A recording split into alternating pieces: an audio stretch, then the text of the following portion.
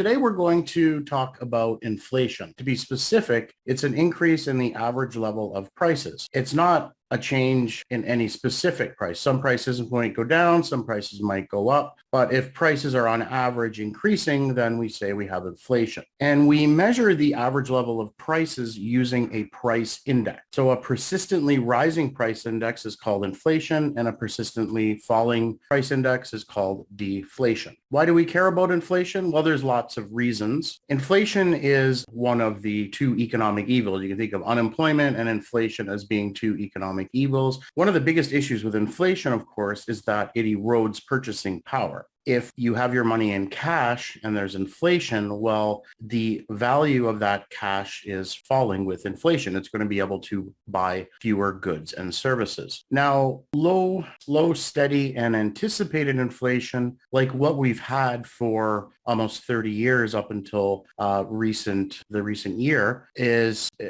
fine, right? And one of the key things is whether it's anticipated or unanticipated. So unpredictable inflation or unanticipated inflation is where there is really a problem. Now, the reason for that is because it can redistribute income and wealth in ways that aren't really all that fair. For example, if you're in a job right now, especially if you're in a unionized job, you may have a few years left in your collective agreement and you may have negotiated perhaps a 1% wage increase. But we've seen inflation figures coming out that are much higher than that lately, 4 and 5%. The latest figure for the United States was very high at 7%. And so in that case, you're losing purchasing power, and the firm or institution that you work at is gaining in that sense because they're paying you with money that has lower purchasing power. So you get sort of a redistribution there. Similarly, for lenders and borrowers, if you're a lender and you made a loan 2 years ago for, say, 10 years at 2%, well, you're not going to be adequately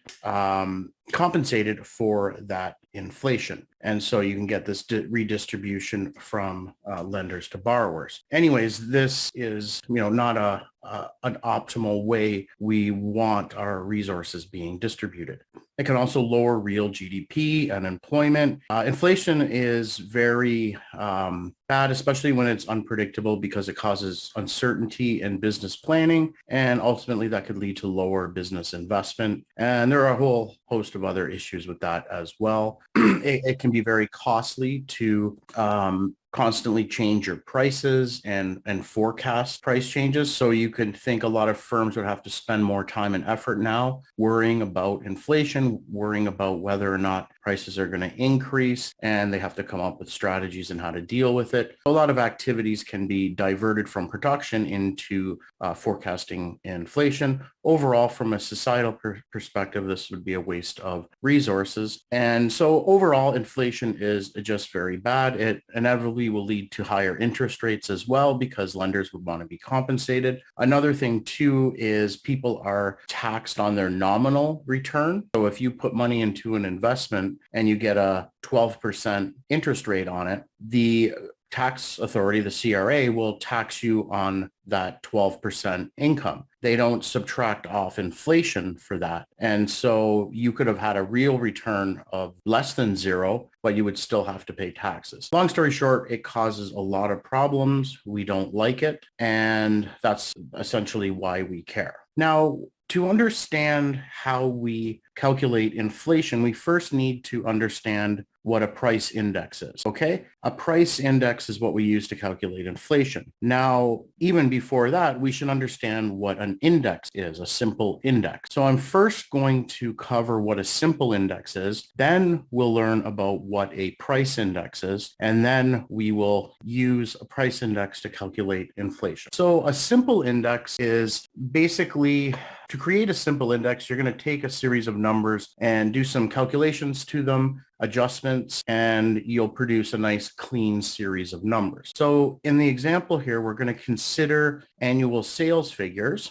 I'll put that up here. So you have 2018, 2019, and 2020. And these are the sales figures, and these could be, you could think of these as being in millions of dollars. Now, let's suppose that a new CEO started in 2019, And looking at this, we can clearly see that the revenue or sales have increased after the CEO and they were lower before. But a lot of times we'd like to clearly be able to see what the percentage change is. And anyways, an index will give us a nice, much more clear picture of what's going on. So in order to create a simple index here, in this case, the first thing we do is pick our base year. And that's where everything's going to be relative to. So in this case, what makes most sense is to have the base year being 2019. That's the year in which the CEO started at the company. So in order to create the index, it's very simple. All we're going to do is take each of these values and divide it by the value in 2019. And so in 2019, the number, we're just dividing it by itself. So that's always going to be equal to 1. The base year will always be equal to 1. So when we do that, we get 0.79, 1, and 1.44. The last thing we want to do is to just multiply this by 100.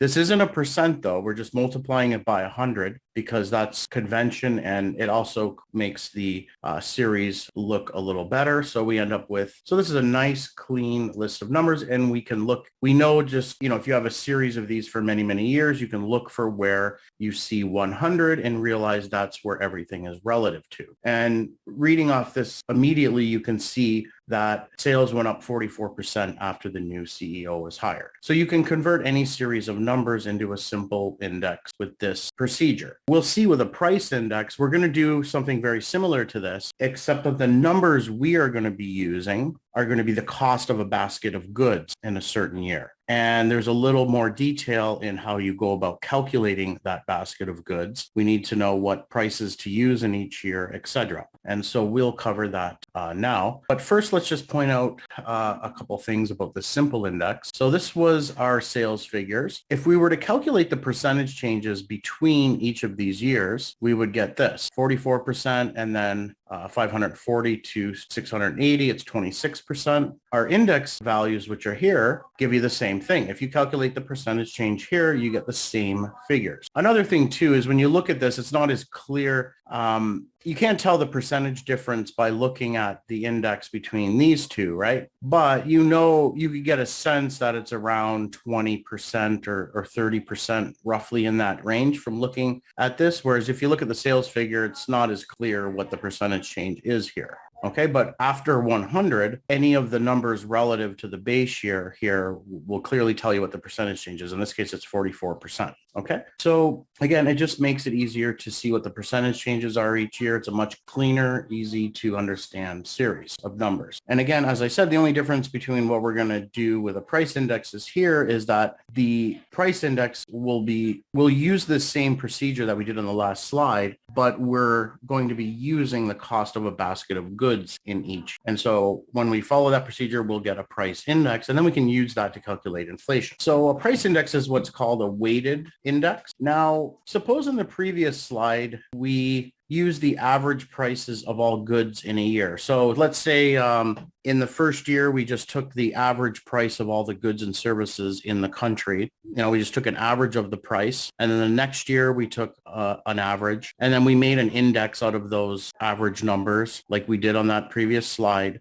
And then we'll just call that our price index. Can anyone think about what the issue with doing that is, just taking the average of price? Again, we don't want to just take the average because higher value goods like cars and things like that would dominate the average. We need to weight prices by the quantity. So what we do to create a price index is we use the cost of a basket of goods. So we're going to take each of the items in the basket and multiply the price of them by the quantity purchased of them. Okay. So the index then we will calculate will be like this. We will, for a particular index value, we will take the cost of the market basket in that particular time period. So we'll be using the prices in that time period, multiplying it by the quantities, and then we will divide by the cost of that basket in a particular base year, then multiply it by 100. Now, what we also want to do, what's also I need to point out here is that when we do this in each year, we're going to be holding constant the quantity. In other words, we're holding constant a certain basket of goods and then just looking how the cost of that basket changes over time. So the idea is to hold quantities constant in the base year when you're calculating the cost of the basket of goods so that the difference in values over time only reflect changes in prices. So let's look at an example. So here's an example of a student price index. So we're going to construct a student price index. On the right, we have the cost of a basket of goods that students would buy in 3 different years. So in 2015,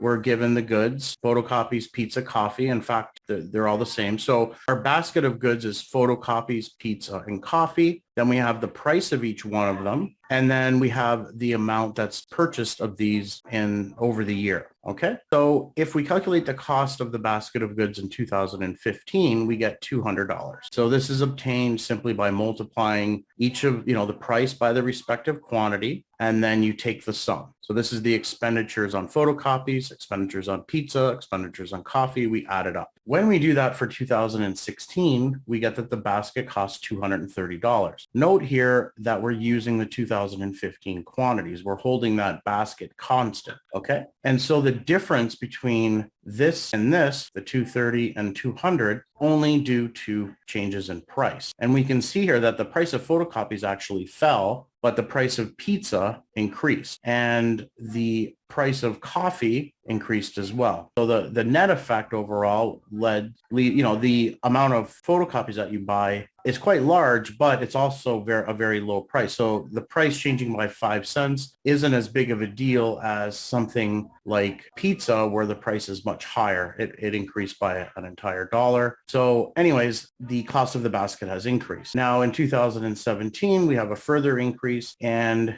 the cost of the basket is $281 in 2017. Now, again, when you look at these numbers, it's not exactly clear. This is kind of easy to see what the percentage change is, but it's not very clear. It's not a nice, clean series of numbers. So now we're just going to do that procedure we did before and create an index. So what we're going to do for 2015, which is our base year. So we're going to say that our base year is 2015, the first year. Okay, so we're going to divide all of the costs of these baskets by 2015's figure. So for 2015, we're just going to take 200 and divide it by 200. We get 1. And then multiply it by 100, we get 100. So the value for the student price index in 2015 is 100. So again, the base year is always going to be 100. Now, 2016, what we're going to do is take the 230 and divide it by 200. And we get 115. And then in 2017, we're going to take 281 and divide it by 200. And we will get 140.5. And so this is our student price index. So we can clearly see that prices have gone up 15% between 2016 and 2015, and they've gone up 40% between 2017 and 2015. Okay, we'll discuss a little more in detail exactly how to calculate inflation in a moment, but the percentage change in this price index actually captures inflation. So what exactly is the Consumer Price Index? So this is the index that Statistics Canada produces, and it measures the average prices paid by urban consumers for a fixed basket of consumer goods and services. So it monitors price changes in a respective shopping basket of about 566 consumer goods and services. And they come up with a base year to do that, and then they hold the quantities constant. And so it compares prices in the current year with those in the base year. Now, over time, they do update the basket. It wouldn't make sense to be using the basket that Statistics Canada came up with in 1960 in the year 2022, because a lot of the items that we purchase today didn't even exist back then, like smartphones, internet, etc. Right? So you can't hold the basket constant forever. There needs to be some adjustment made for that over time. So the CPI is essentially this is a very an oversimplification, but it is constructed in 3 stages. So, you know, you have to select the CPI basket, right? So you have to come up with what should be in that basket. And so these are just some of the an overview of what's in the all items CPI. So that's the main headline figure you would see on the news for CPI. And so it has 8 major components. So food, shelter, household operations. We have furnishings, clothing, footwear, everything, you know, tobacco, and they've even added recreational cannabis in recent years. And so there are, within each of these, they have smaller level price indices. So they'll have one just for alcoholic beverages, and they basically just aggregate them all together. So there's actually 556 elementary price indices, and then they're all combined together to get the all items CPI. So once the basket's selected, then they need to get data on prices to update it every so often, and they conduct a monthly price survey. And then when they have that, you simply calculate the CPI. So again, the basket is indicated here. These are the 8 items that, you know, main categories. So shelter, transportation, food, household operations and furnishings, recreation, clothing and footwear, health and personal care, and then you have alcoholic beverages and tobacco products. So you could have, so they'll calculate what the price index is within each of these, but then when they combine them together, they need to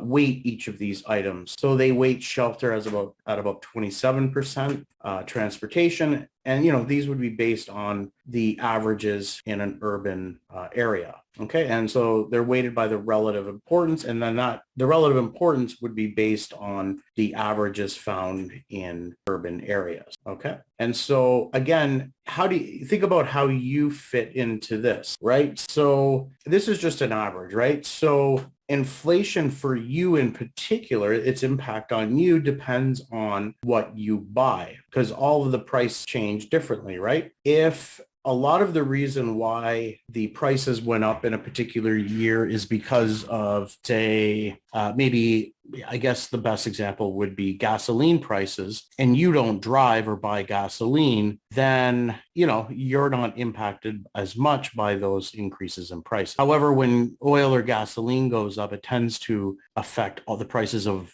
many goods, because many goods need to be transported, right? And the cost has increased there, and that could lead to higher prices. But still, the impact on you would be less than the average. Again, it's not perfect, but it gives a measure of the overall average for the urban consumer. And inevitably, you're going to be impacted to some extent. You might buy more gasoline than the average person, and so that inflation is eroding your purchasing power even more. So obviously, shelter is a big component in transportation and food. Like, obviously, it makes sense that these are the biggest components of the CPI, because these are the largest items, you know, that make up our monthly budget. So the monthly price survey, so essentially they we don't need to get into the details, but they collect data through surveys and get a sense of how prices have changed for the items in that CPI basket in the major urban areas. And then once they have the cost of the basket, they just do that procedure that we did before to calculate the index.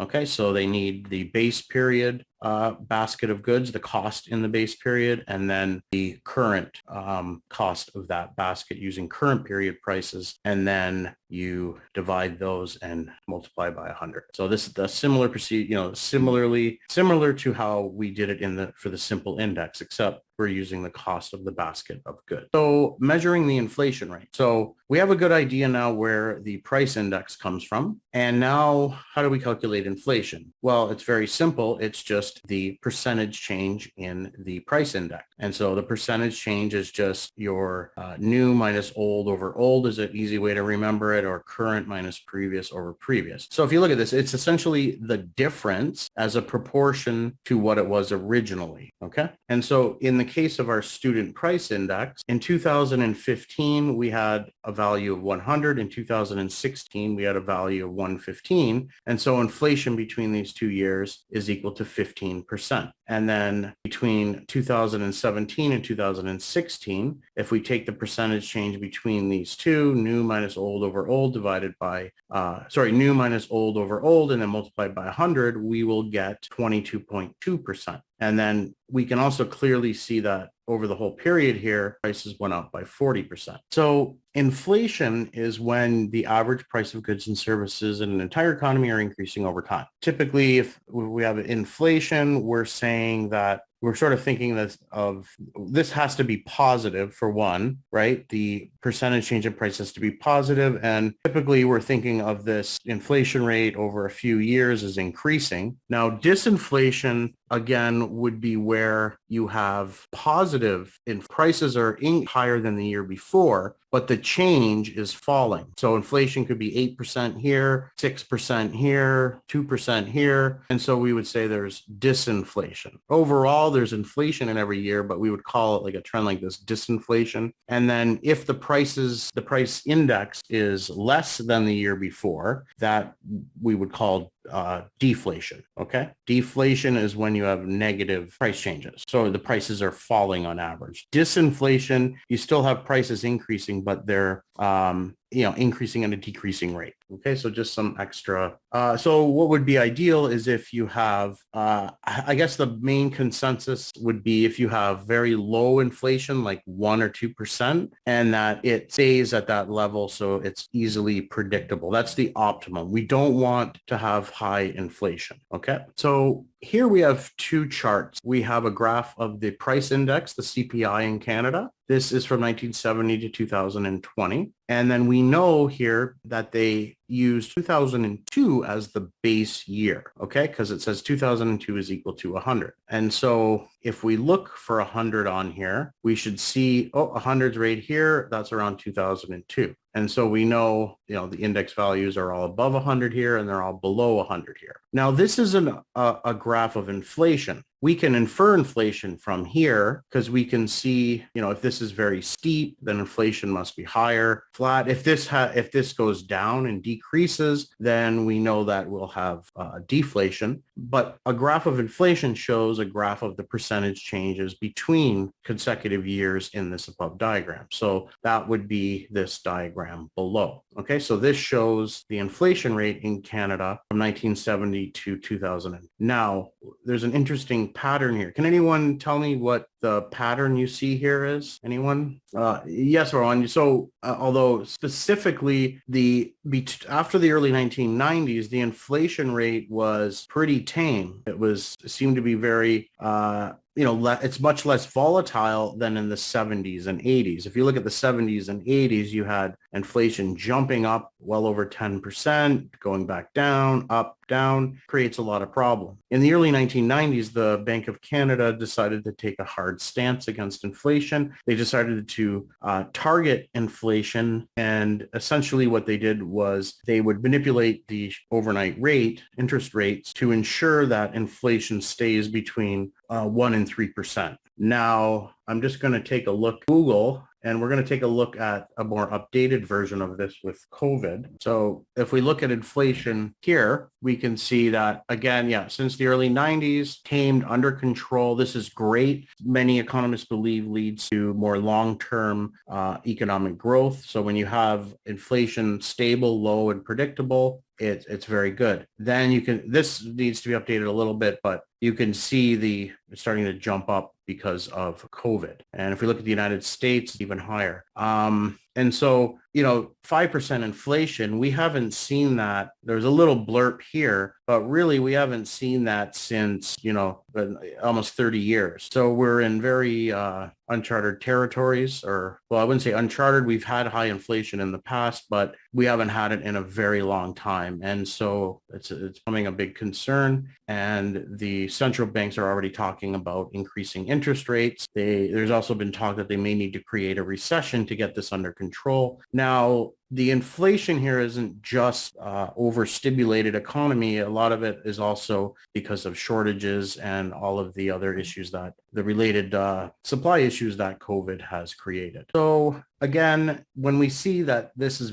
we have, fairly high inflation. When this is, inflation is going to be lower, the percentage changes aren't going to be as high. And there's even certain situations where usually in a recession, this was the financial crisis. So we even had prices fall then. So the CPI is not a perfect measure, of course. One of the reasons why it might actually overstate the true actual inflation figure is there's 4 reasons here why that might be the case. So one is that the new good. Well, let's go into each of these in turn. So new goods bias. So new goods that were not available in the base year here, and if they are more expensive than the goods they replace, they put an upward bias into the CPI. Okay, so that could cause an upward bias. To quality change, we can't really capture the quality of goods. So the price of iPhones or smartphones may have increased, but they're also much better and have a lot of new features. The recent phone I bought, it has I can't remember the exact megapixels, but the camera on this phone is better than probably most cameras produced 20 years ago. That's just the phone, right? Like there's so many other options on this thing that certainly the quality hasn't remained constant. So it's hard to say that the price of owning a smartphone has increased when at the same time they're better. So that's the idea here. So the CPI just counts, that to be an increase in the price. Also, the market basket of goods that you're using to calculate the CPI, if it tends to be fixed. And so it doesn't take into account your ability to substitute away from certain prices that have increased. So if the price of certain vegetables go up, well, I'll just buy other vegetables. The CPI isn't capturing that substitution, right? So that's why it's called the substitution bias. So Marwin is asking, is the 2008 shown? Sorry, I missed that. But yeah, the 2008 crash is where you would have seen the deflation dip down a bit. Sometimes in recessions, you get a bit of deflation, right? The economy's not doing as well. Firms firms start to get buildups in inventories, and so they want to sell those. And what do they do to sell those? They lower their prices. So you get a bit of deflation in a recession sometimes. And then the last bias here would be the outlet substitution bias. So as the structure of retailing changed, people switch to buying from cheaper stores, but the CPI as measures does not take into account again, similar to the substitution bias, it's not taking into account our ability to substitute away from different goods. Now, we talked about the consumer price index or a price index.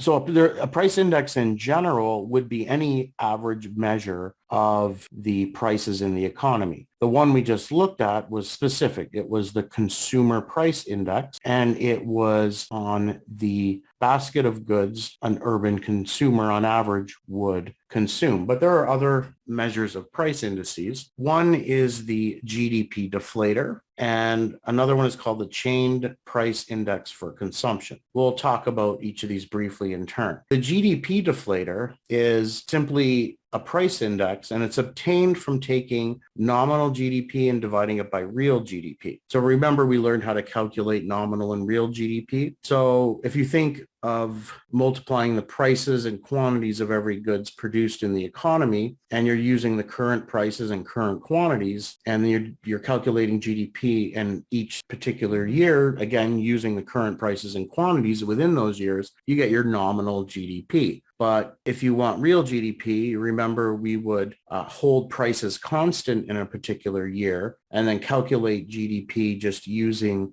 the changes in quantities, but we would all be multiplying by the same prices in a particular year. So the difference between nominal and real GDP would be the difference in prices, right? And so if we take nominal GDP and divide it by real GDP and multiply it by 100, we'll get something that looks like the price index that we saw before, the consumer price index, but it's much different. Now, this measure here will include only things that are produced in the, right? Remember, gross domestic product, domestic, means that it only includes goods and services produced within the borders of a country. And so if we use this as a price index, it's not going to be incorporating things like stuff we buy at Dollarama. So it doesn't include import. It's just what's produced within the country. So it's a different measure of prices. So it can be used as a price index. And again, we know that nominal and real GDP in the base year will be equal to 100. So it's always going to be equal to 100 in the base year. That's the same thing as when we calculate the CPI.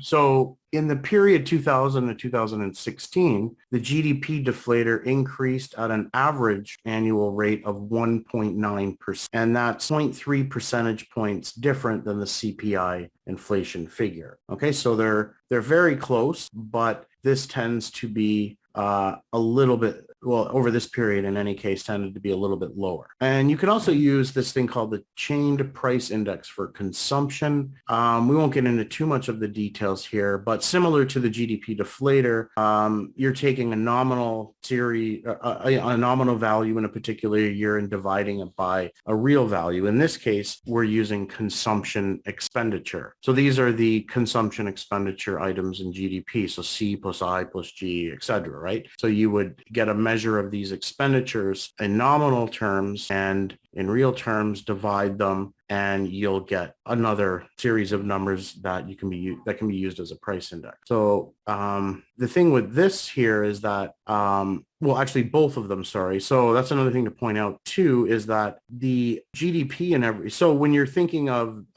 dividing nominal and real GDP in every year, well, every single year you have prices and quantities changing. So you don't get the issue of substitution bias or any of those sources of bias. You end up having something that is changing the quantities over time. You're using current period and previous period quantities. Okay, so the only thing is you kind of want to hold the quantities constant because you want the effect of prices, just prices, how they're changing over time, right? But at the same time, since people could substitute the quantities based on the higher prices, you want to have that as well. But that would only be a part of the difference in the quantities over time. So you don't have to worry about the substitution bias, but at the same time, you're not holding the quantities constant. Well, there could be other reasons why the quantities change, not because of people substituting because the prices have increased, but for other reasons. And so that will kind of bias it to an extent that way as well. So, it's not really a perfect science. It's actually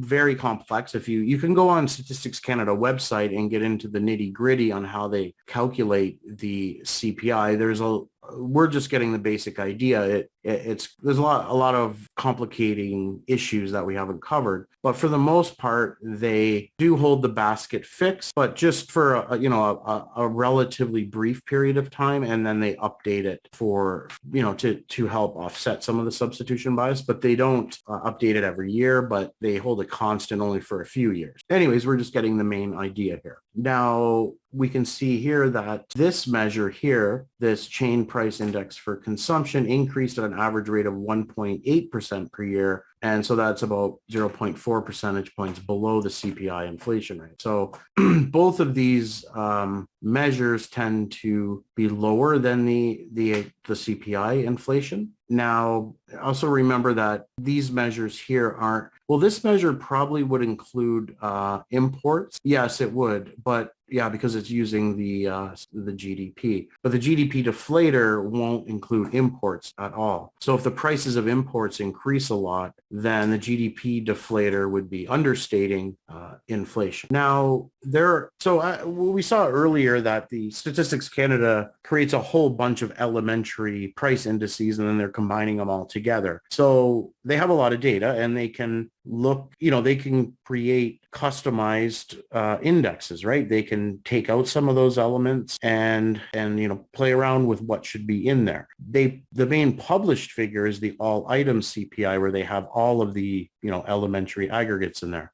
So anyways, they can look at things like the core inflation rate, which would be a rate of inflation that takes out goods that tend to be very volatile, like gasoline prices and things like that. So, and the reason you'd want to do that is you want to kind of get at the heart of what's going on. If you have some inflation, you want to know what it's being caused from, especially in order to make a decision on policy. So is it just because of gas prices going up recently? And, if that's temporary, well, then maybe we don't need to take any action. But if it's from something else, maybe that could be more long-term. They can do a lot of things to tease more information out of this data. The core inflation rate includes volatile prices of the CPI basket. And so, that's sort of, if you're thinking of when they mean volatile here, they're talking about, short, abrupt up and downs. So taking them out might get you to a closer to a more of a long-term trend in inflation. So the Bank of Canada looks at three measures, and the measures are constructed by the Statistics Canada. The first is the Cpi Trim. And so what this is, it's just the top, bottom, and 20%. So they take the top 20 and bottom 20% of the most extreme price changes and remove them. So they remove these very volatile ones at the top and bottom, and that's called the Cpi Trim. The Cpi Median measures inflation as the percentage change in the middle items in the CPI basket, and the CPI Common uses a statistical method to reveal the most common price changes. So they have some, different ways of looking at the core inflation. The point of all of these is just to remove some of the volatile prices to get at, the core inflation or the more long run inflation. They're trying to get rid of short-term fluctuations that are maybe going to be creating a lot of noise and not getting at the true long term. So this here is the headline CPI figure, and this is the core inflation figure, and that's the CPI Trim. This is typically what the Bank of Canada would look at. And so you can see this series here is more stable because you're removing a lot of the volatile components. And so if you look here, when you remove those volatile components, if you're thinking about the core of the basket, inflation is much less volatile. And in a situation like this where the CPI figure is coming out and it's very large, well, this figure is telling us that the difference here, because of these highly volatile items, and since they're highly volatile, it may not be a longer term concern. Well, that's the end of our lecture for Chapter 5. Class we'll be talking about in Chapter. Take care and bye for now.